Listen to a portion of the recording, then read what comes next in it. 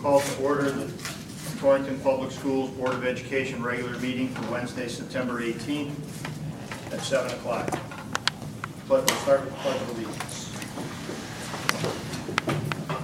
Pledge allegiance to the flag of the United States of America and to the republic for which it stands, one nation, under God, indivisible, with liberty and justice for all.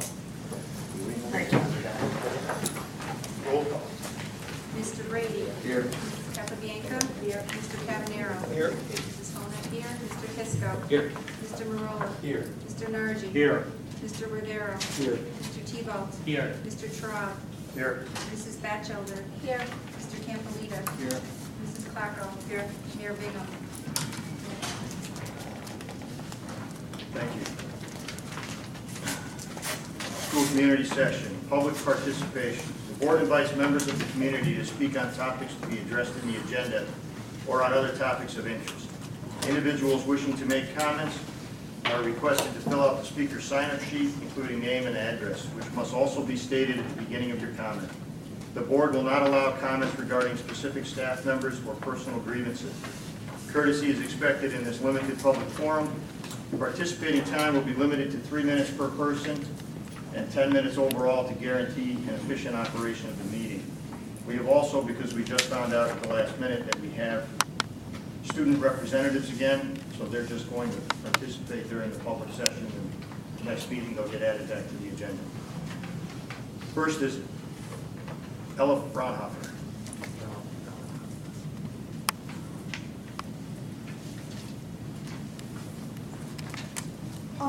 Hello, my name is Ella Fraunhofer, and I am a sophomore at THS, and I'm here representing the Latin 2 and 3 classes. There were others, but they couldn't make it tonight due to other activities. Thing is that recently there's been trouble with lack of a teacher in the Latin program, which is obviously a problem for any class to not have a teacher. The superintendent has been working on getting us a teacher. In fact, several of us went and had a meeting with her yesterday, and it was quite successful. It looks like they will have a teacher sometime in the near future. So that was very good. But I'd just like to emphasize that the students in Latin right now find the program to be very valuable to us. It's very important to us, and we are highly committed to continuing with the program. Thing is that Latin, although it's not a required course, it's very valuable as a serious academic study. It's a very rigorous course. It isn't an easy language to take. So the students that are in it are generally students that are genuinely interested in the study of it. I'm sorry. It's okay.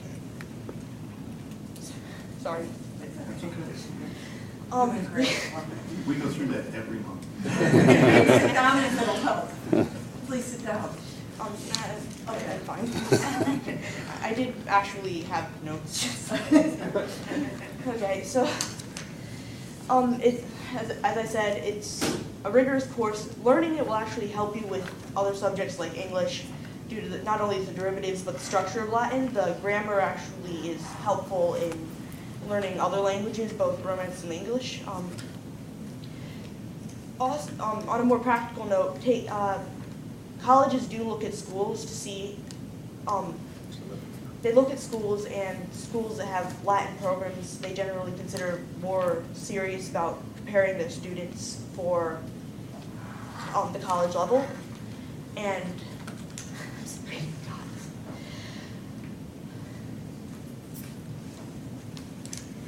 I'm sorry, it looks good on college applications too, on the positive note. It's a good thing for SATs with vocabulary, all that. It's a route to the classics, the poets like Virgil and Catullus, etc. And the students that are in Latin right now, we understand that, we value that. We have worked very hard to stay in Latin. As I said, we've met with the superintendent. We've been working to try and keep the program going, and what we're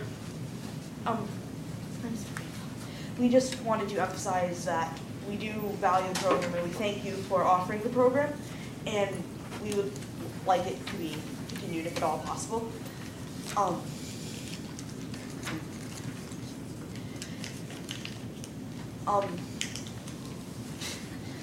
Thanks. Yeah, that's about all I have to say. I'm really Great sorry. job. Okay.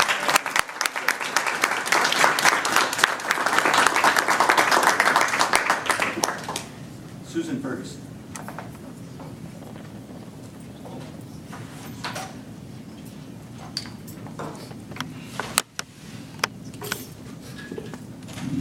Hi everybody, I'm Sue Ferguson, I'm the principal of East School, and I'm here tonight on behalf of all of the elementary schools to share with you something exciting that we're all collaborating on. We're working to sponsor something that we're calling a One Town, One Book. We hope to pull this off in spring of 2014. It's actually an initiative to promote literacy in the community and to engage our families and our community around a very positive literacy experience. So I just wanted to come out tonight and share that with you. We will be putting a common book in the hands of in the home of every elementary age child. And we hope to bring the author to Torrington in May to sort of be a culminating event. We hope to go to the Warner Theater, bring all the elementary age children there for this experience. We already have garnered a lot of community support. We have some folks who have come out and expressed an interest to be community partners to try and make this happen. We've got some grants that are being written, and we're raising some funds to make this happen. So I just wanted to share that with all of you and hope that you'll look forward to that and join us in this really worthwhile experience. Thanks. Thank you. Nick Lamont.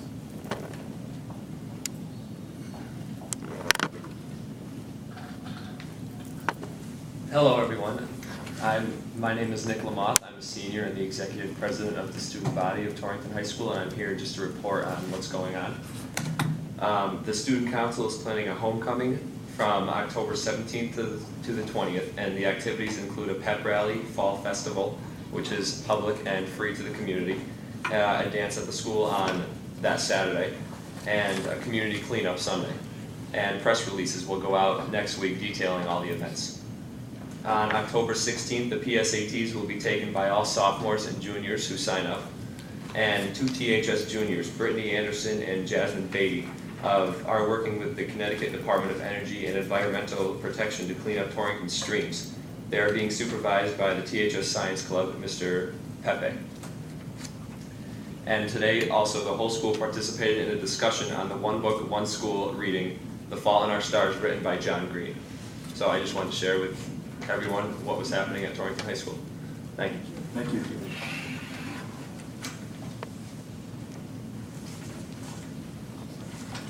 Okay.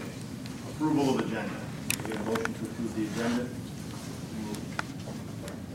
Chris, second by Vincent. Any discussion? Mr. Kavanaugh. Do I need to declare here my intent to hold my censure? It's not a censure. You're completely off base. Why does it say censure? Where? On my agenda it says censure of Board of Education member. You need to flip the page to executive session. There's a discussion about possible action concerning complaint against a Board of Ed member, and we are only discussing tonight the need to hire an investigative law firm to look into whether the allegations are accurate or not accurate. Wait, where is this now? On the second page, under executive session and under action items E. I don't have that on my agenda. Why don't I have that on my agenda? Where does your agenda stop? Does it stop at P?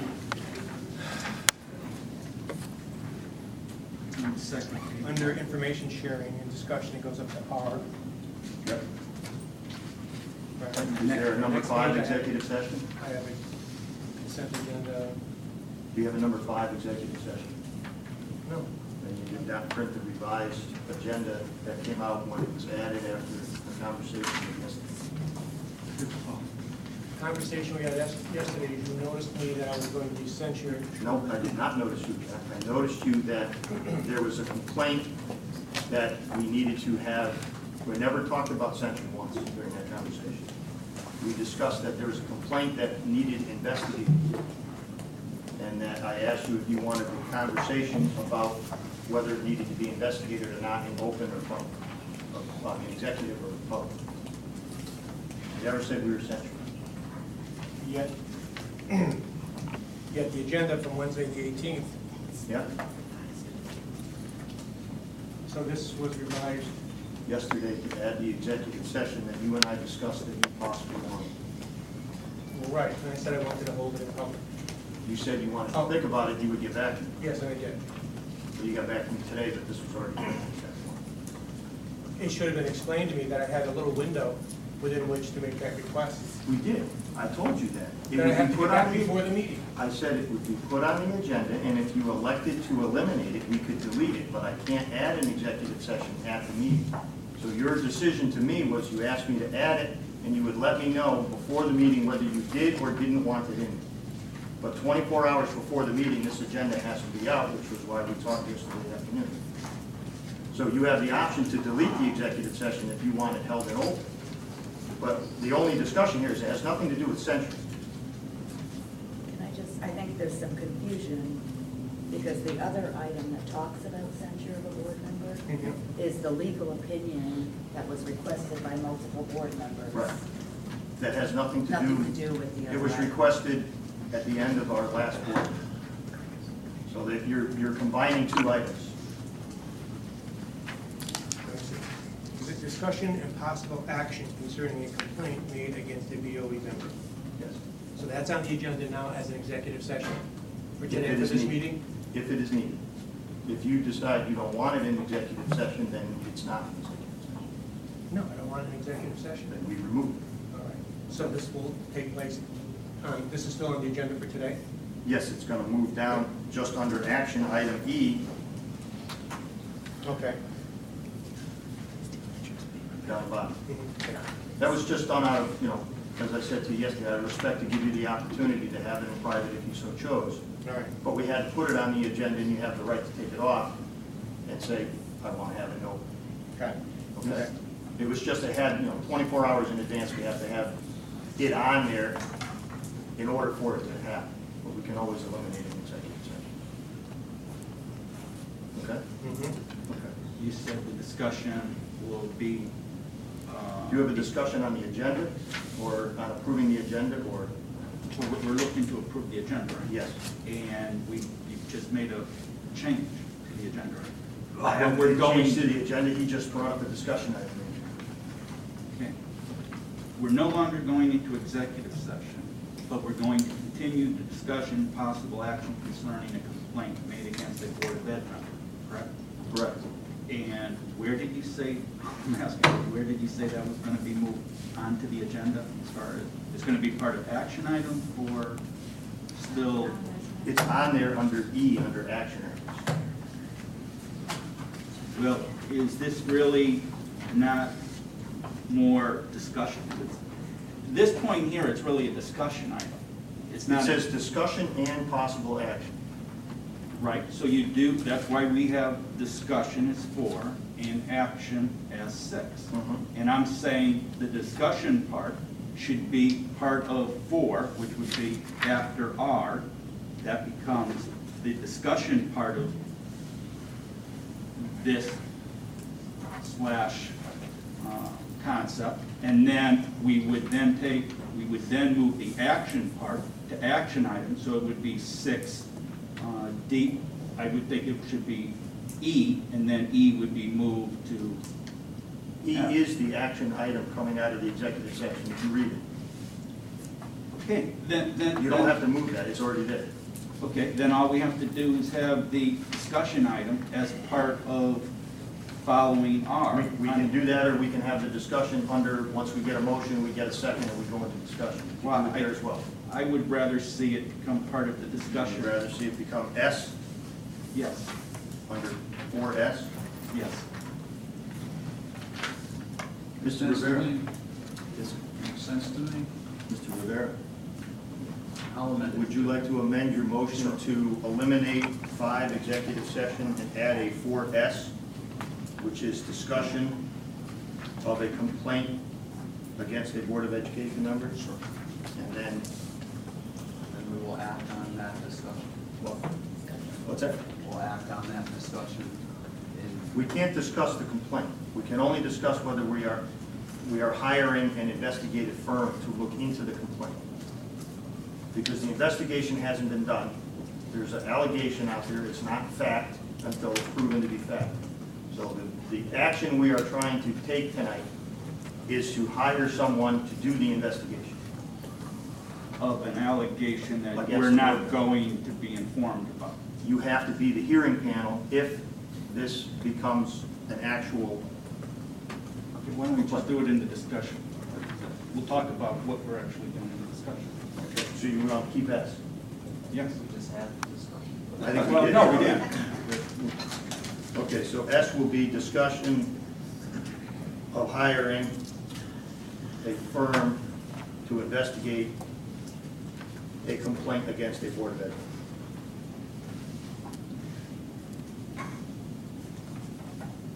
And we will leave 6 alone and eliminate 5, okay? There's Mud? Yes. Would you like to amend your second? Yes, as amended. Okay, all those in favor of the amended agenda? Opposed? Mr. Kisco, will you enter? It's happening anything. Okay, thank you. I just didn't see your hand or anything. Okay. Informational sharing and discussion. Superintendent's report. Just want to give the statistics for our opening day of school. We have 4,411 students, 688 total employees, 396 teachers, 142 paraprofessionals, 32 secretaries, 29 custodians, 42 cafeteria workers, 23 administrators, and I think that's everybody. So I just wanted to give you those accounts. In the last board packet, you received the rough drafts of the middle school and high school handbooks for students and families. They've been completed. I just wanted you to know that they've been completed and have been sent out to families.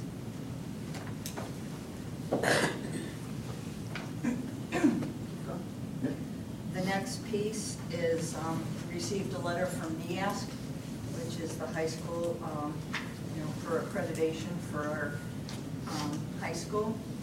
And it was a letter that clearly states that the report described many positive aspects of the school. The committee was pleased to learn of the following: that a variety of authentic learning experiences available to students in English, mathematics, science, social studies, and world languages has been incorporated, and that there's been an addition of 10 computer workstations to the library media center, as well as upgrades to the existing equipment. Mr. Bain, the Director of Secondary Education, will have to, no later than September 15th, schedule a date to discuss with NEASC the impact of the reported changes, which will enable the committee to have updated information on the status of the changes in advance to its meeting.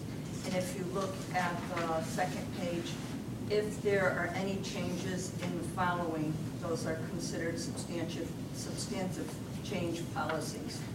If you eliminate, fine arts, practical arts, student activities, decrease funding, anything on that page will have to be addressed when the NEASC comes.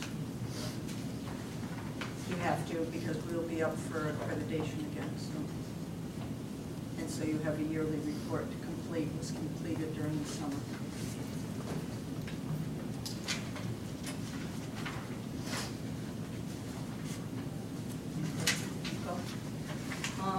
The other piece, and I'm going to ask Dr. Robin to come forward with this, because this is, again, an annual performance report that we receive regarding special education. We were one of, well, it's an 8-year plan. It was the state, it's called the State Performance Plan. And there are 20 indicators around special education for which we are evaluated on each year. And some years they focus on all of them, the 20 indicators, but this year there were specific indicators. And Dr. Robin, would you like to continue from there, please? Sure. In our performance report, the federal government drives the indicators that the state must follow and monitor. This year, it was eliminating significant discrepancy in 10+ days of out-of-school suspension rates. We met the requirement for doing that.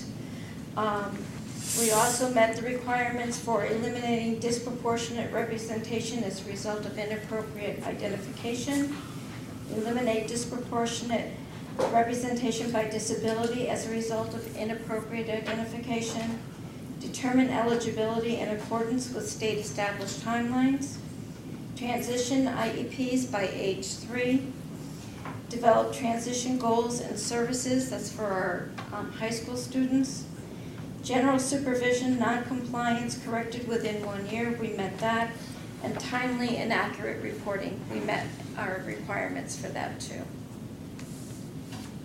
So be in compliance with the state regarding our special ed commitments and what we need to do to meet the law is a very good thing. Any questions on that?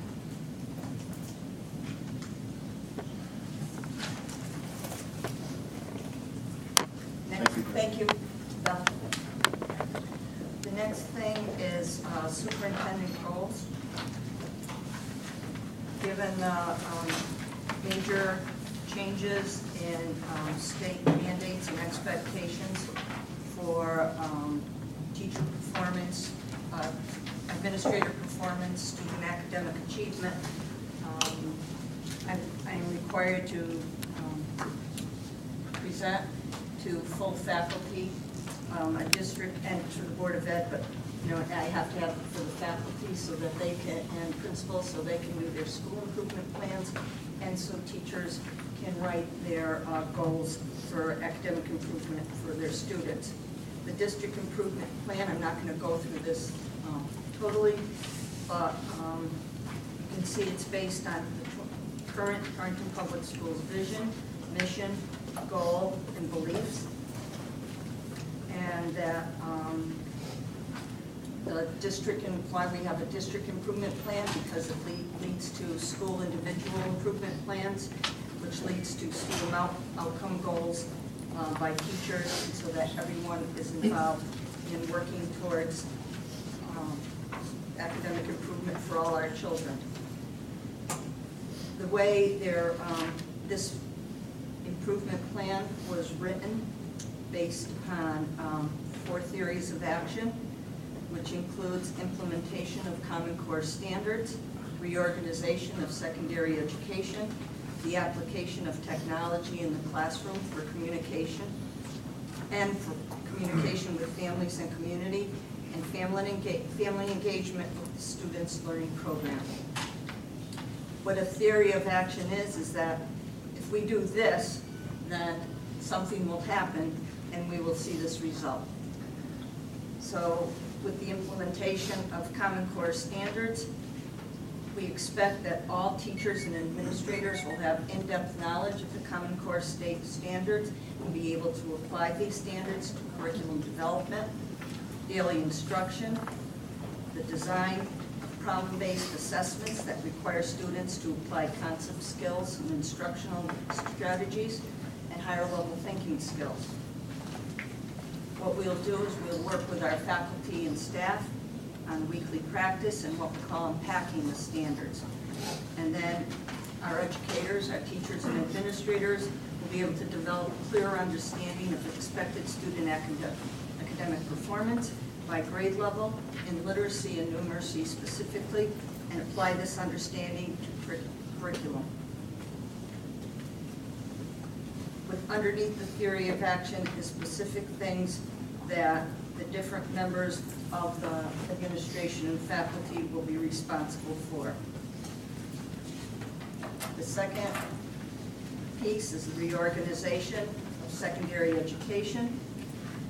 And as you are aware, that the State Department of Education has implemented a plan for reforming education in Connecticut over the next 2 years. And it includes the implementation, again, of Common Core standards, standards-based assessment, new teacher and administrator evaluation, which you'll hear more about later tonight, and a transition to mastery-based high school diplomas.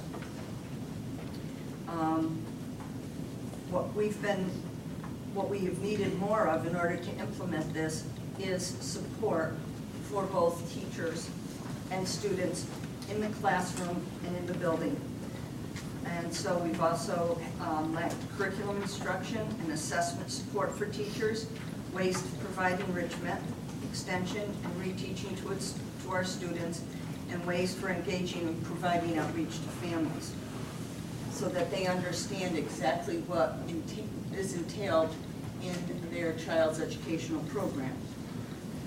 What we will do, what we have done is the development of effective leadership. This is based upon whole school improvement. So we've developed effective leadership teams, which are decision-making structures, as well as the organization of teachers into teams that share groups of students in order to foster collaboration and relationship building and the creation of an innovative schedule solutions that meet student needs. We still have to work on the scheduling piece. We've been more successful at the middle school than the high school with that at this time. We've provide students with necessary academic and social support, such as dedicated connections between students and staff. They failed to build stronger relationships, personalization in instruction and support, interventions to address targeted student needs, extended learning and credit recovery options, and building of college awareness.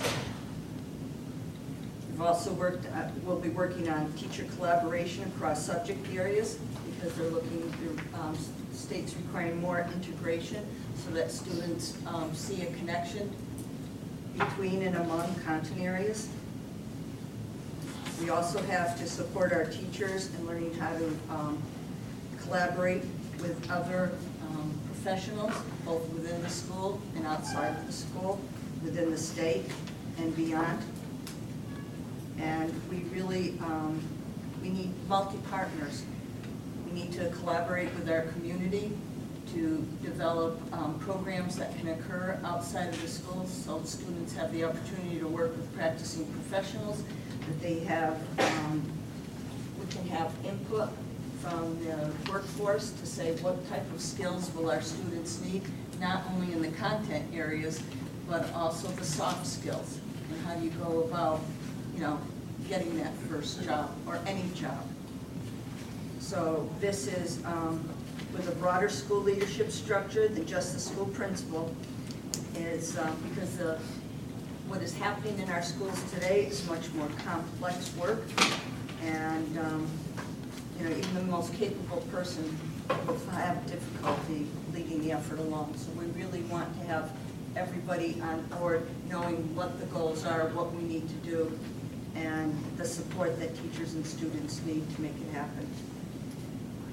The third part is application of technology, and we want all students to have access to technology within the school, not only to conduct research, but also how do we communicate to people beyond our school community that could help and support if a teacher is, if a student is doing research in a particular area.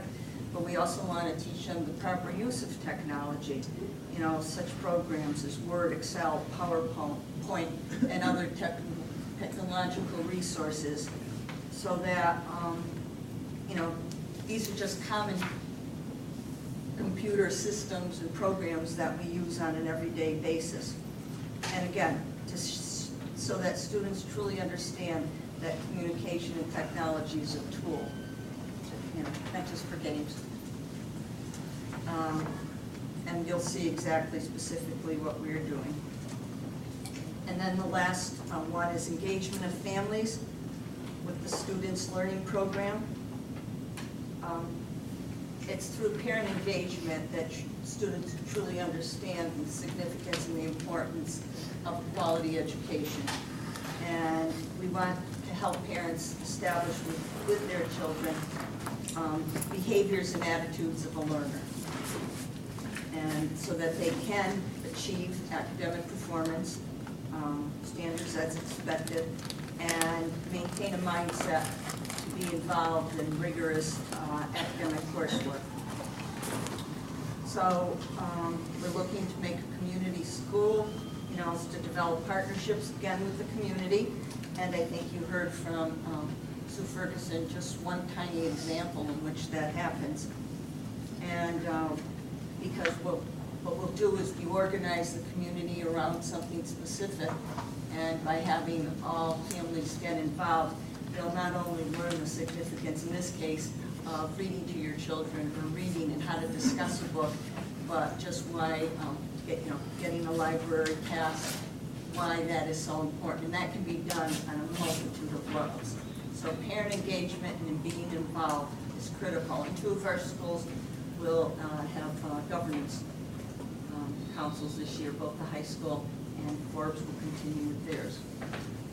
And as you'll see in the bulleted pieces there, just what happens when the community becomes involved with the school, and when parents become involved, families become involved with their child's education.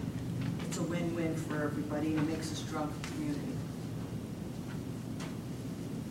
So we get a strong school, and then we get strong communities back. That was a quick blush of what the goals are. But as I said, this is the school district improvement plan in the areas that will work around from this. Principals create one for their building, and then as part of the teacher evaluation plan, which you'll hear more about, teachers develop their own goals, which they will be evaluating at.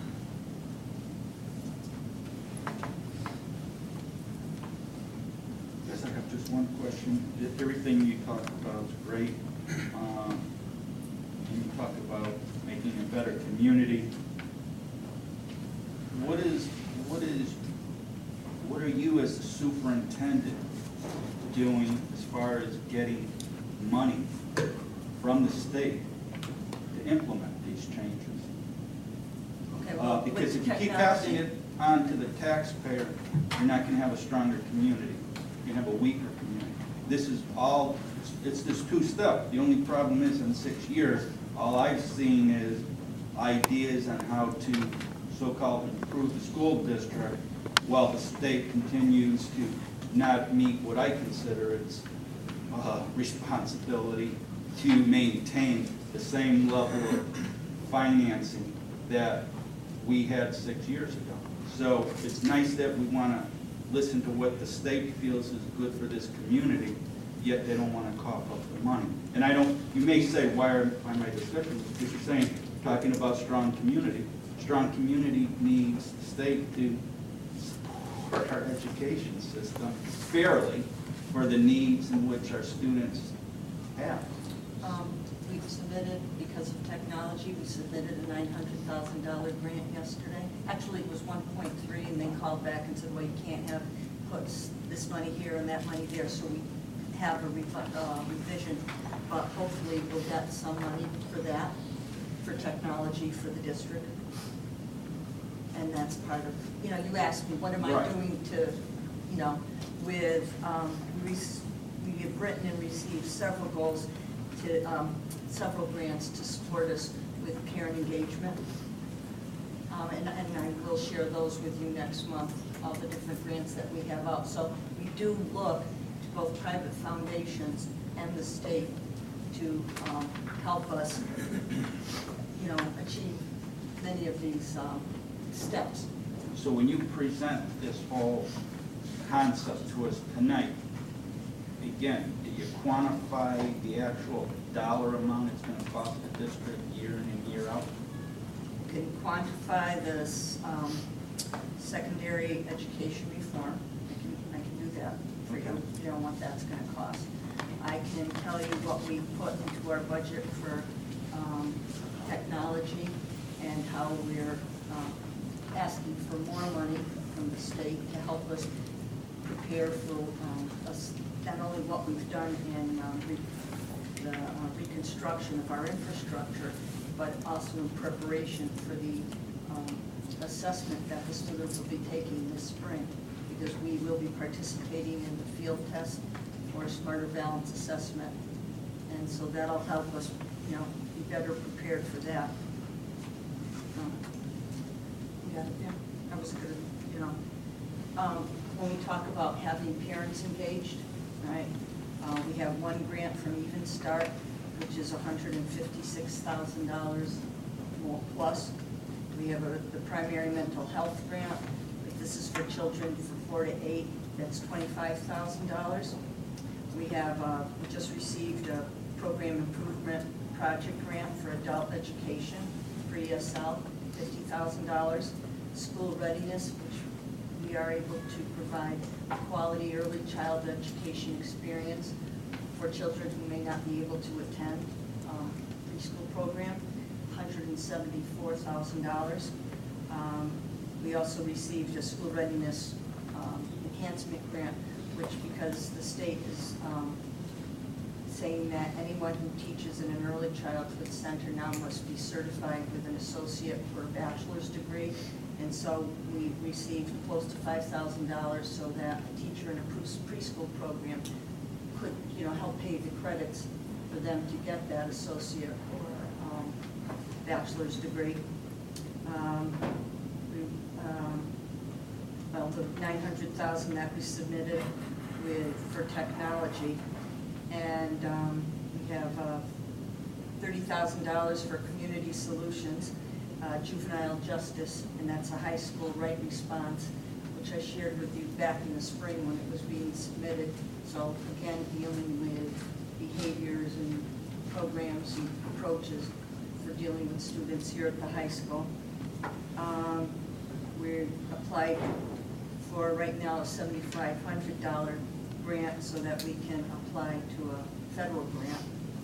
And if we get a federal grant, that'll be even, like, we're talking millions. So, and the state did give us $787,500 for our floor roof. So if you have to look at what the state is doing to support this public school beyond our regular, you know, the cost sharing, ECS, we have a lot of other money coming into the district from the state. And this money's coming in this year or next year? It's been coming, some of it we've had for, yep, the numbers I just read is for this year. But we've been, Even Start, I think this is our 4th year. The program improvement for the adult ed, it's the 2nd year. School readiness has been here for, long time. I would say 10 or 12 years. And they don't decrease it, it's been going up. The technology one is a brand new one this year. Anytime money comes out that we feel will support a program that is already in existence or a new component that we want to start, we go for that. You're foolish to let it go to anybody else. Right. Okay, so no, we go for that. And the juvenile justice one is $45,000. I said the roof was $787,000. And this is just what we already know we've received. We have others out there. Usually we don't until you get them. Could you somehow net this out for us to actually see, for the board to see how this all nets out over a period of time, expenditures versus the revenue? That's in our budget every year. Every grant we receive. I understand. So you're saying that we're at zero with this right now? It's not costing taxpayers a current anything because all the grant money I've had this conversation with you. Excuse me.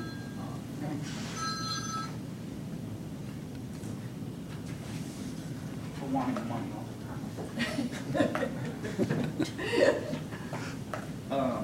You know, I mean, I had the conversation last year at the same time, which is the grant money.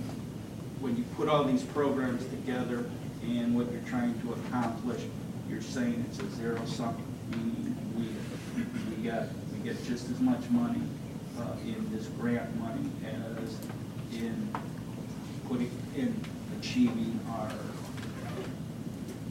goals. The money that, all competitive grants, and those are what the superintendent just listed, they're called competitive grants. All of those types of grants, we do the programs because we get the money. So no, taxpayer money does not go to These programs that we receive competitive grants for. The other grants we get, our Title I and IDEA, that helps our general budget pay for a lot of our teachers for special ed and our Title I schools. But I think your question for the added programs, especially with community involvement and parent involvement, that's from all of our competitive grants that we request. And the only money we have towards that Right. is this money. It's not in our general budget. Right. And for example, the amount of involvement that teachers are going to have with administrators as far as that working relationship, that's time, which is money. I mean, is that quantified? Is that going to cost the district taxpayers more money, or is No, that going to we did it with this year's budget.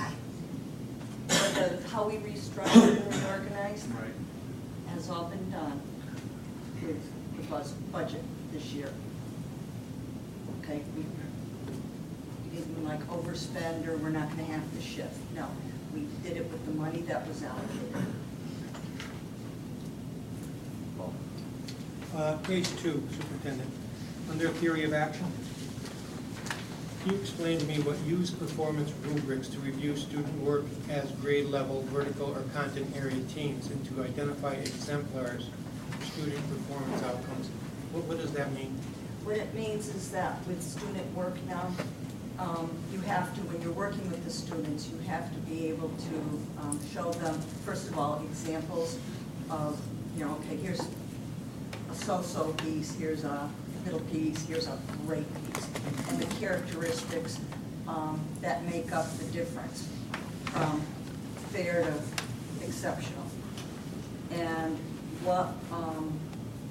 what students have to know is, first of all, I mean, you're teaching them the skills, you're teaching them the strategies, you're teaching them the content, and then they have to be able to apply it.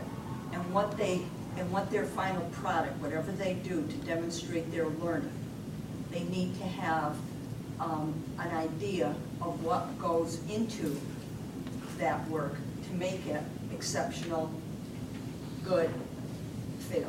Okay, and so That hasn't changed since we were kids, right? I mean, you knew what you needed to do to get an A, you pretty much knew what you needed to do to get a B. no, it's not for the grade. I mean, yes, it always a grade gets tied to it, but it's more of, this is a good persuasive piece of writing. What is included in a good persuasive, and there's certain characteristics in a certain way that it's presented, and it's what you use for defense in your persuasive, and there's elements, and students need to not only know what the elements are, but to be able to incorporate them in their work, and how well they do that. Right. That's where they fall on their rubric. And Well, why is this different than anything we're doing now? Well, why is this different than anything we're doing now? this is the way the assessments will be going. It's The assessment of the students of their work. their work. It's I'm trying to think how I want to say it.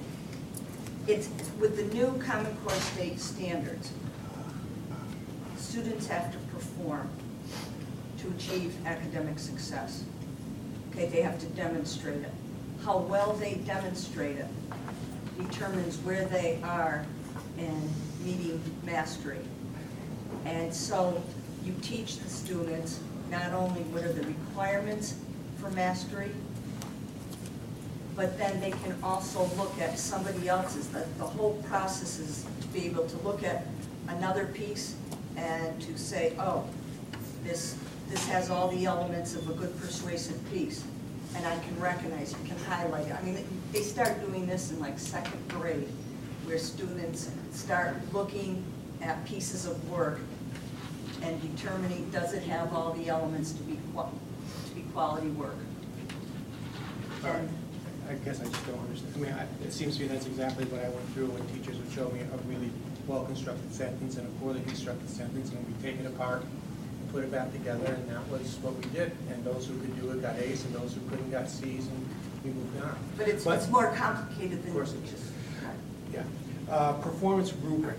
The rubric is established by who establishes it? The rubric means, am I correct, that this is what a student needs to do to get a good grade, to do excellent work, to do average work, to do poor work. To demonstrate mastery of understanding. But it's more on the teacher's responsibility of getting the child there rather than. I get that. In order for that to work, the rubric has to be written in stone, kind of, right? I mean, does it not? That rubric can't change during the year, can it? Well, the rubric can change with the project that the students are doing. Because if you have Can a it change science. after the project? No. You have the rubric and the expectations. That's part of the first part. Right. So the understanding is, for an efficient operation of a classroom, is that a rubric is established with benchmarks. Quality work, A work, for less quality work, B work, for average, C work, and for doesn't meet the grade, D work, essentially, right? That's established for each project for the class, correct? But it's not just based on for the grade, it's based on what the standards say a student should be able to do. Okay, but in the real world, a grade will be assigned to their work, and then that will go onto a grid as to whether that student passes or fails, right? Or meets expect, right? I mean, at some point, a grade's got to be assigned to that work, right? But it'll also provide for the Numeric value. teacher. It'll also provide for the teacher where the student needs instruction. This is how a teacher will be able to differentiate what strengths the student has. Because again, this. Right. Okay. So that rubric really, for that project, that is the standard that all the class adheres to. And it that's the usually would come, because the students will know what are the objectives each lesson. And the teacher establishes that, right? The teacher establishes that for his or her classroom? They would, now it should be established like for, it'll be established for a course and okay, now I just want to get that out. It has to be consistent. I can't just say, oh, this is the rubric for my classroom and this is the rubric for Danielle's classroom. If students, it's the expectations based on the standards. That's the difference. And we have to make sure, But they didn't get to Paul's question. Who develops the rubric? the teachers develop it with the curriculum instruction and assessment. I think that you were trying to get at. Yes, sir. All the English 1 teachers sit down with the CIAT and develop the rubric for English 1 for that year. Project-based, course-based, whatever. Based on the Common Core state standards. But toward the end of the year, I mean, a teacher couldn't go and then change the rubric, could they, if the class is not performing well? No, they're not supposed to, right? Yeah, that's what I thought. Okay, thank you.